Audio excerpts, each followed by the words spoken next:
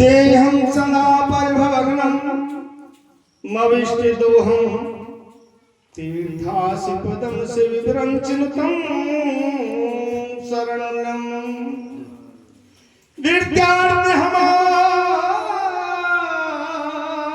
प्रतिपाल भवाभिदिपोतं वन्दे महापुरुषे चरणारविन्दं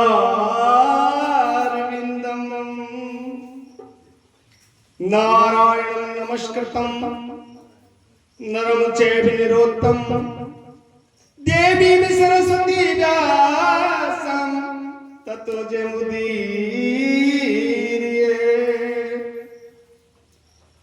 भक्ति भक्ति भगवन्त गुरु चतुरो नाम बपिए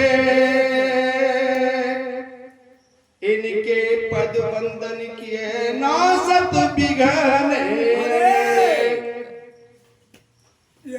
जय जय श्री राधा रमण हरि जय जय नवल किशोर जय गोपी चित चोर सामरे जय जय माखन चोर। एक सदा भवानी दाहिनी और सन्मुख रहती गणेश। आज 5 देव रक्षा करें ब्रह्मा विष्णु महेश। प्रिय भक्तगणों, आपका इस सत्संग में बहुत आनंद आ रहा है और सत्संग आनंद की ही वस्तु है। वैसे बोल बताते हैं कि सत्संगत के पास से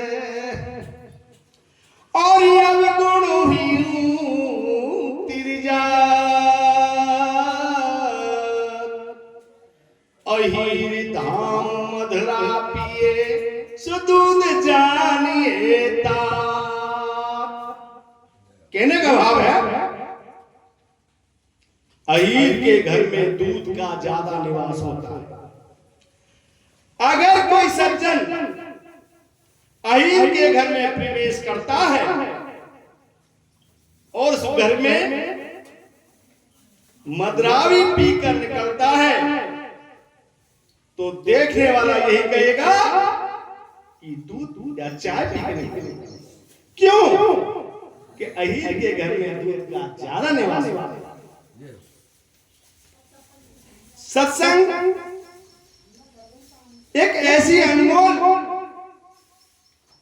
चीज है जिसके करने से आदमी भव सागर से तर जाता है, मगर कब?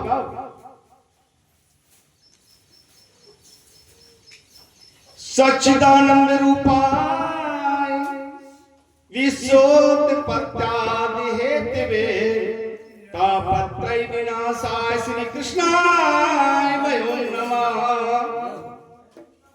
ये भागवत कह रही है इस बात को, और इधर हमारी रामचरितमानस क्या कह रही है? धर्म न दूसरा सत्य समाना,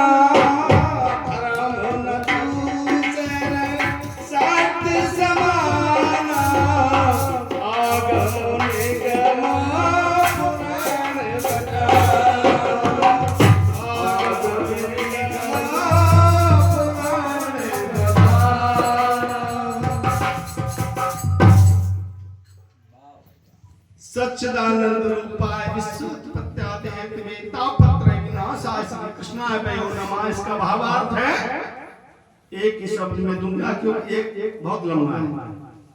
सत्य चित्त और आनंद। सत्य माने सत्य है, दुनिया जानती है, और सत्य में ही दुनिया प्रतिष्ठित है, ये भी दुनिया जानती है। चित्त माने प्रकाश, सत्य चित्त और आनंद, आनंद माने भी ठाकुर जी करेंगे। तो सत्य हम सबसे ज्यादा परिचित होने चाहिए। सत्य को खाओ, सत्य ही पियो, सत्य से खिलवाड़ करो और सत्य से दोस्ती करो। ऐसे ही रामायण करेंगे कि बिना सत्य के और कोई दूसरा धर्म है नहीं संसार में। अगर हमें कुछ करना है तो सत्य में ही समाहित होना है। क्यों धर्म बिना सत्य के तो ये जमीन भी प्रतिष्ठित नहीं है और हम सत्य से दूर भागते हैं। सत्य से अगर दूर भागोगे तो सत्संग में कोई लाभ नहीं मिलेगा। भगवान क्या कहते हैं? मुझे तुम्हारी धन दौलत की आवश्यकता नहीं है। और भाविका भूखा हूं मैं, भाविका भूखा हूं मैं और भाव मेरा सार है। भाव से मुझको भजे तो भव से बेड़ा पार है। दूसरी पंक्ति में क्या कहा है भगवान ने? भाव बिन सुनी पुकारे मैं कभी सुनता नहीं।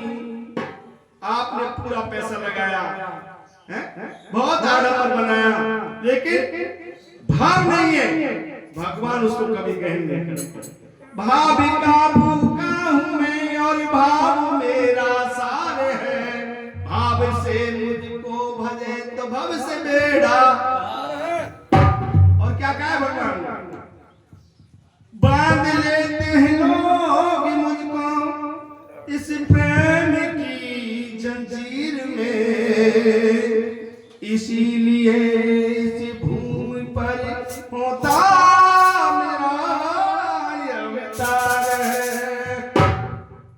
जो भक्त मुझे प्रेम की डोर में बांध लेता है, इसलिए मुझे इस जमीन पर अवतार लेना।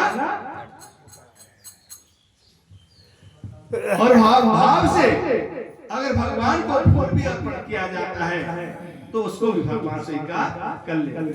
तो सत्संग का मतलब है सत्य और भाव होना चाहिए सुंदर। सत्संग में लाभ 100% मिलेगा, इसमें कोई भी दोहराया नहीं। तो अब आपको थोड़ी सी कथा से अवगत करा दो। वैसे समय कितने गए हो भैया?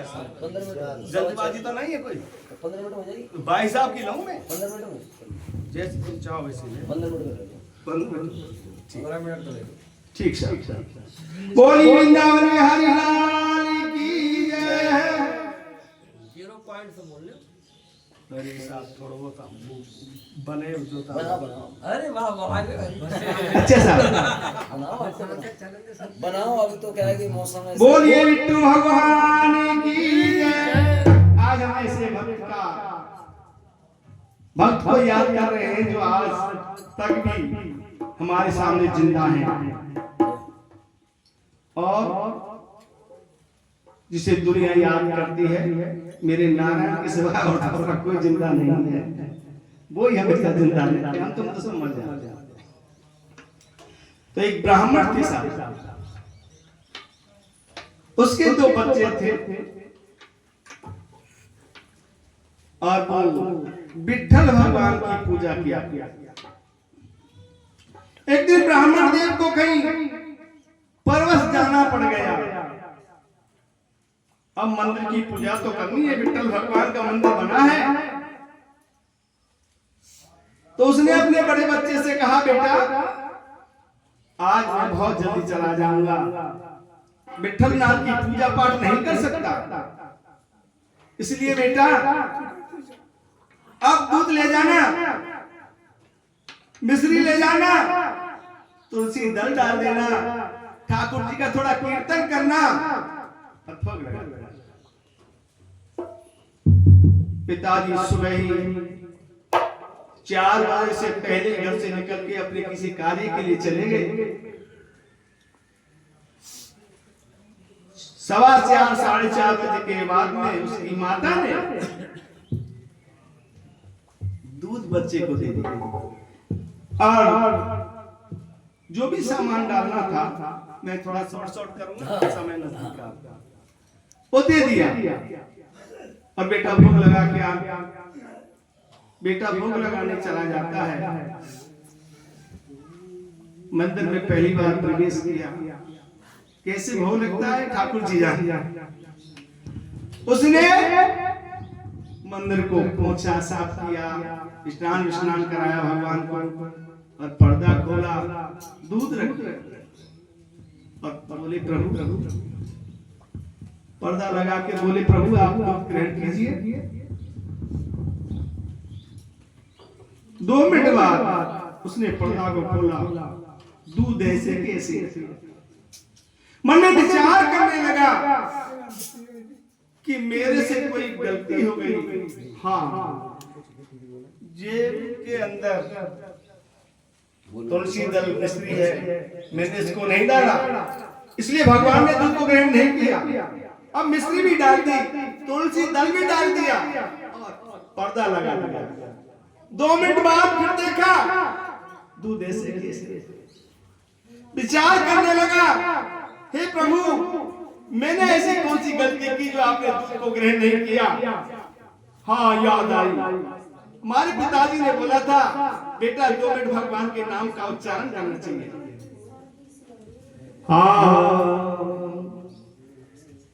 अरे भज भज नारायण नारायण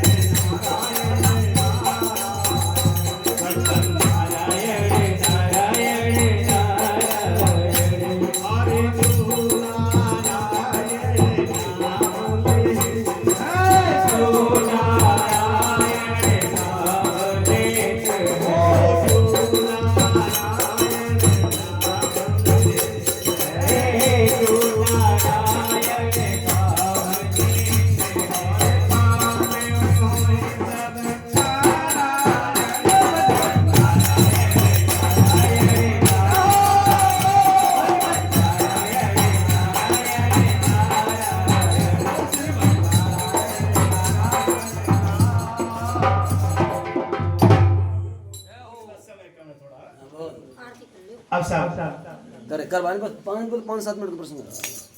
अब क्या होता है साहब, खोल के देखा पर्दा तो जैसे कि ऐसे रखा है। उसने विचार किया अगर भगवान आपने दूध को नहीं पिया तो मेरा पिता थोड़ा बहुत कड़क है, डंडा मारेगा, इसलिए पिता के पीटने से पहले ही मैं तुम्हारे इस घंटा को पकड़ के मेरे सर को फोड़ लेता हूँ। घंटा उठाया, सामने जैसे ही मारने लगे मेरे गोविंद प्रकट हो गए। बोलिए गोविंद भगवान की जय हो। दूध पी लिया। अब बच्चे तो बच्चे होते हैं साहब, और बच्चों के साथ खेलने लगते हैं। कोई विचार नहीं कि भूख भी लगेगी, प्यास भी लगेगी। शाम को जब 4 बजे का समय हुआ और याद आई कि महाराज को भोग भी लगाना है, घर पहुंच गया। उसकी माँ बहुत गर्म हो गई। क्यों? कि जिस भोग को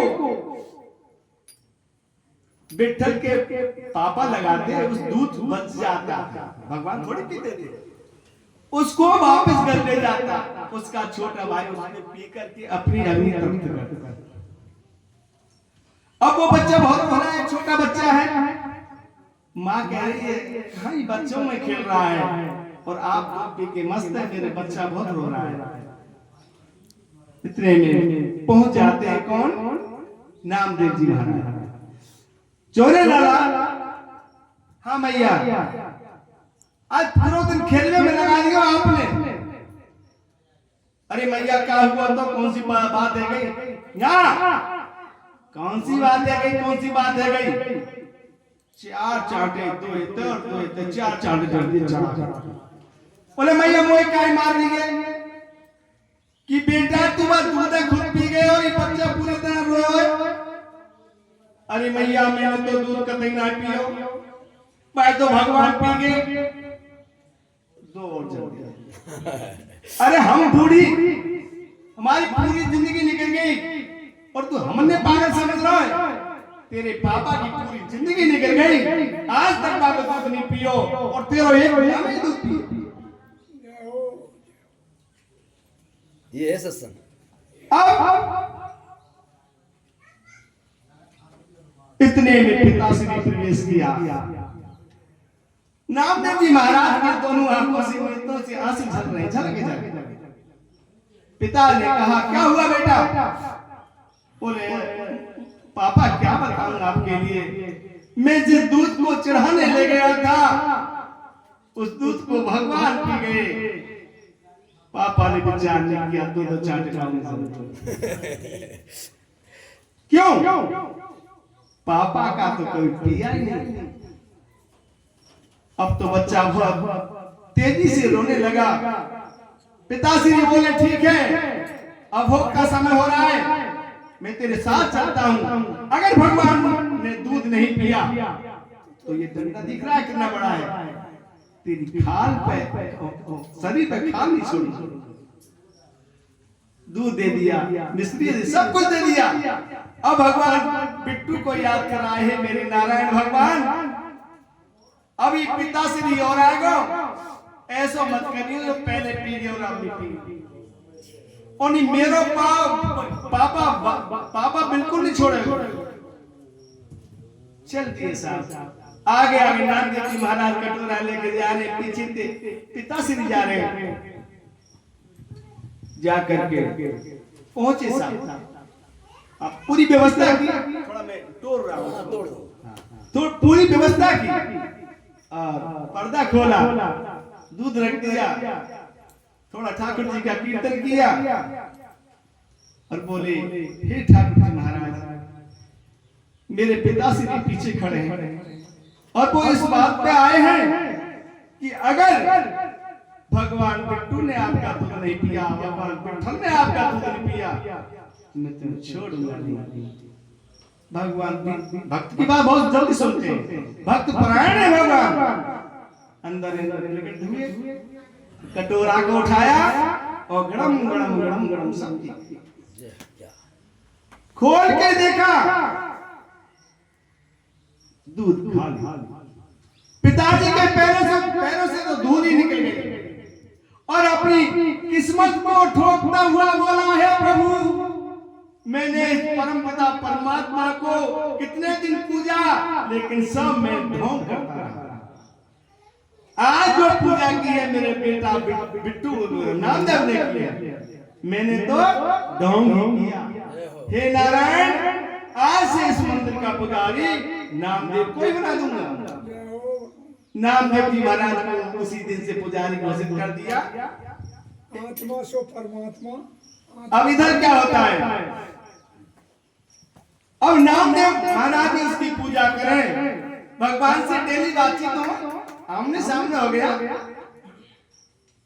अब इधर क्या हुआ साहब, एक दिन मेरे नारायण विठल भगवान बोले नामदेव हे भैया तू भक्त जरूर है मगर अभी कच्चा भगत। अब जब कच्चा भगत है, इस बात की बड़ा दर्द होता था उसको नामदेव को। महाराज देखो मैं उतने कच्चो मत क्यों करो आप, कि नहीं बेटा तू कच्चो है तो महाराज का परीक्षा रख देंगे। तो एक दिन मेरे गोविंद और कुत्ता का रूप बना के है और नामदेव के घर पहुंच गए। नामदेव उस समय अपने घर में, और कुत्ता की जाति आप जानते हो, कभी इस बर्तन में दिया मुंह को उसी बर्तन में दिया। तो नामदेव ने विचार नहीं किया और वहां एक दो तीन हाथ में डंडा पड़े, उठा के खींच के कुत्ता रूपी भगवान ने मार दिया। भगवान कूं कूं करते हुए मंदिर में आगे भगवान ने प्रवेश किया। शाम को 4 बजे का वक्त हुआ, आरती के लिए फिर गए तो क्या स्थिति देखी भगवान, दूध जब रख दिया भगवान प्रकट हुए तो भगवान क्या कर रहे हैं, ऐसे दर्द हो रहा, पीड़ा हो रही भगवान को, करहा रहे भगवान। नामदेव बोले भगवान आपको क्या है, आप तो सर्व अंतर्यामी हैं, तो लोकी नाथ है, आपको कोई क्या कर सके। तो भगवान क्या करें, अरे नामदेव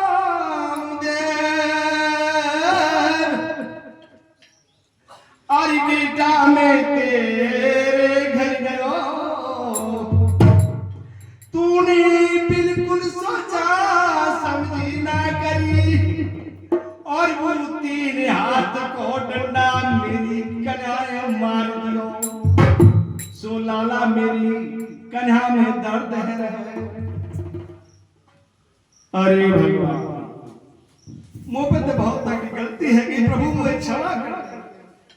ठीक है भैया, क्षमा तो कर देंगे, पर तू पहले पक्को है। ठीक है महाराज, मुझे आपके उपाय बताओ। आपके उपाय के बिना और तो कोई बताने वाला है ना। तू काशी प्रयागराज चला जा, और मां एक चौराहे पे एक संत का बहुत बड़ा मंदिर है, और अकेला ही संत है। वहां जा बेटा, वो दो पकड़ देगा। दूसरे दिन नामदेव जी चले जाते हैं। थोड़ा मैं जल्दी जल्दी कर रहा हूँ, भक्त दूर जाएंगे बहुत। हाँ, 2 मिनट, बहुत जल्दी, 2 मिनट पूरा कर, 2 मिनट हो गया भगवान पहुंच जाते हैं। और संत आवाज मारता है, देखा नहीं संत ने ऐसे, अरे भक्त नामदेव। मन में विचार किया, अरे जिसने मेरी शक्ल नहीं देखी वो पहचान कैसे गया। अंदर चला गया तो क्या देखता है, संत ने दोनों पैर भोलेनाथ के ऊपर और पड़ा है। मन में विचार करने लगा, मैं भगवान ने कहां भेज दिया। ये खुद ही, मुझे तो ऐसा लगता है कि खुद ही पक्का नहीं है। मुझे क्या पक्का करेगा जिसने शंकर भगवान के ऊपर दोनों पैर रख रखे। संत बोला, तेरे को संदेह हो रहा है, मैं समझ गया तेरी बात को, लेकिन बेटा ये शिवलिंग चारों ओर घुमा दे। उसने ऐसा ही किया, जहां शिवलिंग रखे भक्त के उस दोनों पैर उसके सर पर चले जाए। इसका भाव आता है कि कोई ऐसी जगह नहीं है जहां भगवान नहीं है। कण कण में भगवान निवास करते हैं। पक्का होकर के वापिस आ गया, और उसने उसके छप्पर था, छप्पर बोलते हैं अपन उसको, झोपड़ी। तो एक दिन शाम के वक्त में, और ये जो संडास के लिए जाते हैं ना संत, दूर जाते हैं अपने कमंडल। शाम का वक्त था, संडास के लिए गया था। वापस जब आया, मेरे गोविंद ने उसकी झोपड़ी मांगी। अब झोपड़ी में आग लगी, गांव वाले दौड़े कि संत की तो झोपड़ी मर जाए, जल गई। तो किसी ने बाजवा, ढोलक या जो सामान तो निकाला। उसके बाद उसको मालूम पड़ी, किसको, नामदेव महाराज। बोले हमारी तो कुटिया जल गई भैया। देखे तो साफ उस अग्नि में मेरे नारायण भगवान बंसी बजा रहे हैं। बोले ठाकुर जी का नाम है, पहचान पड़ेगी भगवान से। आगे पूछे, भैया ये बाजा किसने निकाला, ढोलक किसने निकाली। बोला बाबा मैंने निकाली, जगराने की ढोलक मैंने निकाली, बादुआ निकाले, महाराज सब मैंने निकाले, गांव के हमने निकाले। भैया ऐसा करो, इन्ने सब ने उठा के आग में डाल दो। गांव के ने कही आई बुद्धि तो खराब है यार, कैसे कैसे जान की बाजी देखे तो निकाले, और अब यो कह रोके जाके डाल दिया। उठा के संत को कह उठा के डाल दिया, जल के राख है। सब जनता अपने अपने घर चली गई। सुबह 4 बजे जनता जनार्दन जागी, और जब कुटिया में आई बाबा की मां, क्या देखते ही राजा महाराज से कुटिया चढ़ी हुई है, और चारों सार झमाझम हो गई। अब तो बाबा ने बोल गई पूरी जनता, अरे बाबा इतने कैसे बनाएंगे, इतने कैसे बनाएंगे, हमारी बना दे बाबा के। भैया जिन जिन लोगों ने बनवानी है, ये सब अपनी अपनी पर्ची लोग इकट्ठी करके दे जाओ। सुबह से शाम हो गई, सारी पर्चियां इकट्ठी हो गई। बाबा ने कहा अब बेटा ऐसा करो, अपने अपने घर को चले जाओ, और अपने अपने घर में आग लगा दो। आपको लगावे सबने विचार किया, इधर भक्त का आदेश, मेरे नारायण तुरंत चले कि मेरे भक्त ने बोल दिया है कि अपने अपने घर में आग लगा दो, सबके पक्के बन जाएंगे। तो नारायण भगवान उसके गांव के चारों घूमे, कौन सा भक्त कब आग लगावे और कब में भाई कुटिया पक्की, कोई नहीं। रात्रि के बारे में एक ब्राह्मण खड़ा हुआ, और ब्राह्मण से बोला मैं तो आग लगाऊंगा। ब्राह्मण ने कही 5-6 लड़के क्यों दिमाग खराब है हैं? या गांव में तो ये तुम आग ना लगाई, आप लगाना चाहें रोक। 4 बजे फिर खड़ा हुआ कि नहीं मैं तो लगा के ही छोड़ूंगा। जैसे ही माचिस जलाई मेरे गोविंद प्रकट हुए और उसके हाथ को पकड़ लिया। नहीं अब मेरा 4 बजे का समय है। अरे पूरे दिन से मैं तुम्हारे गांव के चक्कर लगा रहा हूँ, कौन भगत कब आग लगाव है और कब मैं पक्के बनाऊं, लेकिन अब समय 4 बजे को समय है। अब मैंने तो खुद दर्शन दिए हैं, अब दूसरे भक्तों को मुझे दर्शन देने हैं। वही महाराज आप अपने बाद चतुर्भुजी रूप के दर्शन कराओ।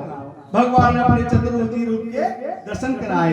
रामायण में लिखा है हरि हरि सन्मुख होय जीव मोह जवहि, हरि सन्मुख होय जीव मोह जवहि, जन्म कोट अगना सहित वही। भगवान के सामने जब जीव प्रत्यक्ष रूप में आ जाता है, यानी जीव के सामने भगवान प्रत्यक्ष रूप में आ जाता है, उसके कोटान कोट के पाप ऑटोमेटिक ही कट जाते हैं और सारी दरिद्रता नष्ट हो जाती है। बोलिए नारायण भगवान की जय, बोलिए हनुमान जी महाराज।